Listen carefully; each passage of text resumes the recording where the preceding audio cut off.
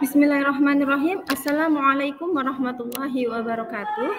Kali ini saya akan beri kesimpulan dan refleksi pemikiran Ki Hajar Dewantara dari modul 1.1A8 koneksi antar materi, kesimpulan dan refleksi dari modul 1.1. Salam guru penggerak, tergerak, bergerak, menggerakkan.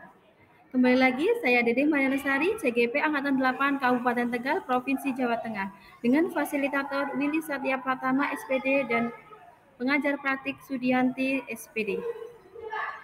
Dalam modul 1.1A8 ada beberapa pertanyaan pemantik. Di antaranya adalah yang pertama, apa yang saya percaya tentang murid dan pembelajaran di kelas sebelum saya mempelajari modul 1.1? Yang kedua, apa yang merubah dari pemikiran atau perilaku saya setelah mempelajari modul ini? Kemudian pertanyaan pemantik yang ketiga adalah apa yang dapat segera saya terapkan lebih baik agar kelas saya mencerminkan pemikiran Ki Hajar Dewantara. Jadi yang pertama yakni adalah apa yang saya percaya tentang murid dan pembelajaran di kelas sebelum saya mempelajari modul 1.1. Baik, guru mendominasi pembelajaran atau teacher center. Jadi sebelum saya mempelajari modul 1.1, saya mendominasi penuh dalam pembelajaran di kelas. Kemudian yang kedua adalah pembelajaran terfokus dalam pencapaian KKM atau kriteria ketuntasan minimal pada anak. Hanya dilihat dari aspek kognitif. Jadi selama saya mengajar dalam pembelajaran di kelas, saya hanya berfokus dalam pencapaian KKM saja. Di sini saya selalu menuntut anak agar mendapatkan nilai yang baik, nilai yang tertinggi yang memenuhi KKM. Kemudian yang ketiga adalah guru belum mampu melihat kemampuan dan karakteristik tiap peserta didik. Jadi saya belum bisa melihat karakteristik peserta didik saya satu persatu. Saya hanya mengambil sampling saja anak yang pintar atau anak yang kurang, yang belum memahami materi. Yang terakhir adalah peserta didik pasif dan kurang termotivasi karena hanya mendengarkan guru menjelaskan materi.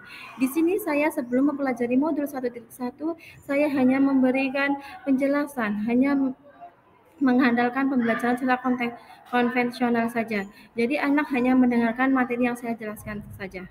Kemudian berikut adalah dokumentasi sebelum mempelajari modul 1.1. Pembelajaran berpusat pada guru. Kemudian yang kedua adalah fokus pembelajaran hanya pada KKM. Yang ketiga adalah guru belum mampu melihat karakteristik peserta didik. Baik, pertanyaan pemantik yang kedua adalah apa yang berubah dari pemikiran atau perilaku saya setelah mempelajari modul ini? Mulai dari merubah pemikiran.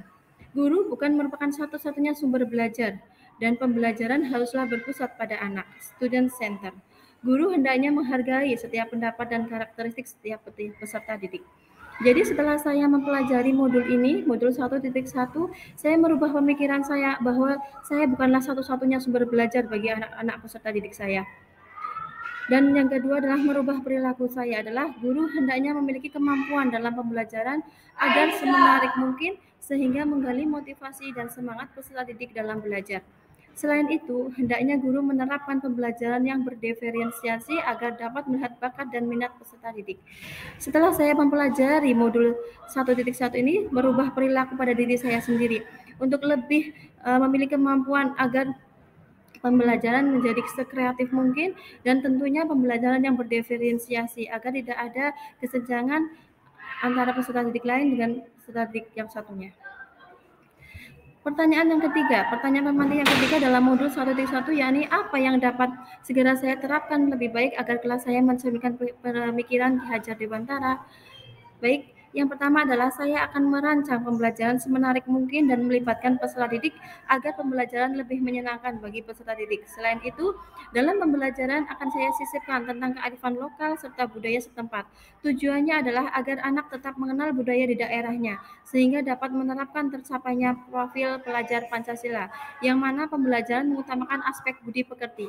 Dan yang kedua adalah saya akan menerapkan pembelajaran dengan sistem AMONG, yang mana guru berperan untuk menuntun bukan menuntut hasil berupa angka semata dengan menerapkan pembelajaran sesuai dengan kodrat alam dan kodrat zaman, di mana kodrat anak yang sesungguhnya adalah bermain, maka hendaknya di mana kodrat anak yang sesungguhnya adalah bermain. Maka hendaknya saya sebagai guru dapat mengemas pembelajaran dengan mengintegrasikan dalam permainan. Tujuannya apa? Tujuannya agar anak tidak bosan dan lebih semangat dalam belajar.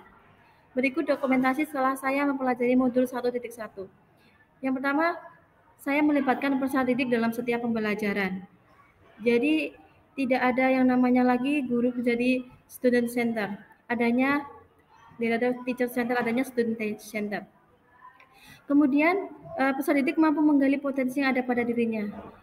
Setelah saya mempelajari modul 1.1 dan saya mempraktekannya, ternyata banyak sekali peserta didik saya yang menggali potensi dirinya.